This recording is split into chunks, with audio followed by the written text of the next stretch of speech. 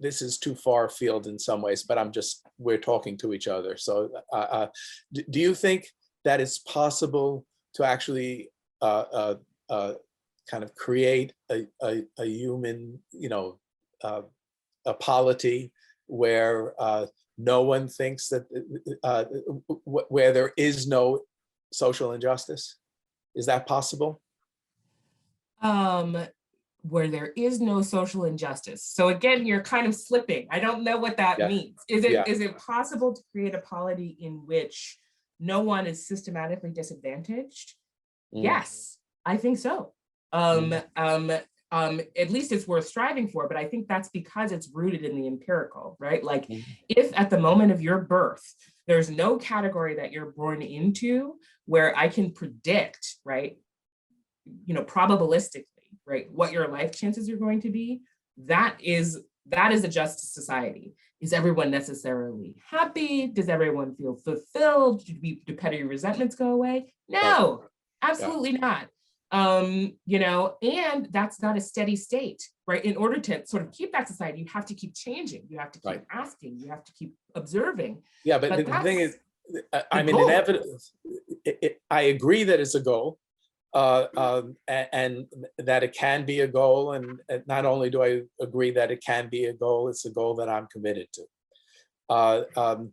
I don't think it's a goal that can be achieved, but that may be right, but still, that for me doesn't create any kind of tension. I mean, I think that if one believes that it is a limit of sort of human possibility or association, or the fact of change, right, that you never reach the moment where this is true, that's fine. Like I can agree with that in principle, but that doesn't change our duty toward justice, right? And it doesn't change our ability to measure whether we're doing better or worse. Yeah, yes. That's the nice thing about this, is that it's actually empirical. It's really not, I mean, it's, even though the ways domination and oppression and inequality make people feel is important to understanding the politics of a particular thing, understanding how to organize people, understanding the dimensions of the issue, that's really important. But in the end, the question of whether injustice obtains is empirical. On the other hand,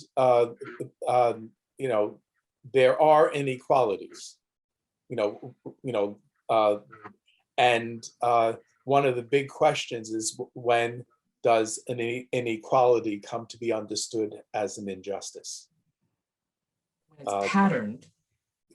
Yeah, but even patterned, so that our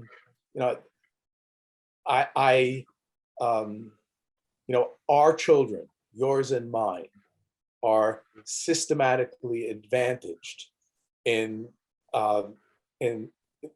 their prospects are much rosier than children who grow up in houses that don't have any books. And there's nothing wrong with our nurturing our children to allow them to flourish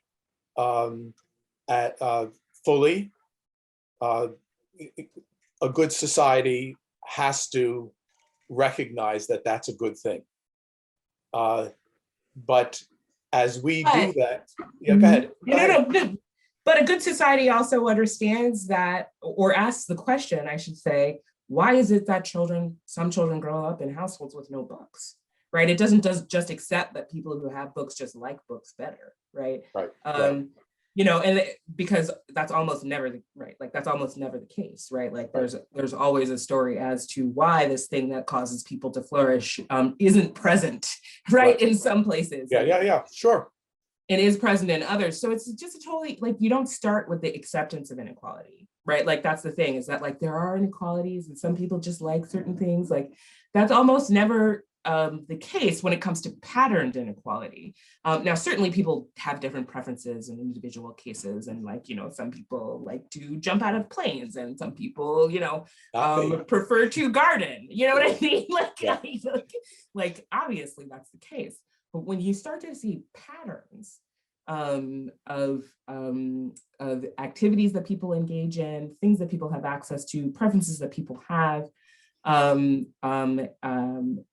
those patterns make it so that the life chances of the people who engage in the thing are different than the life chances of those who don't. You have to ask why. That has to be your first question, not, well, people like different things. Like, that's not, because that doesn't take an approach that considers right.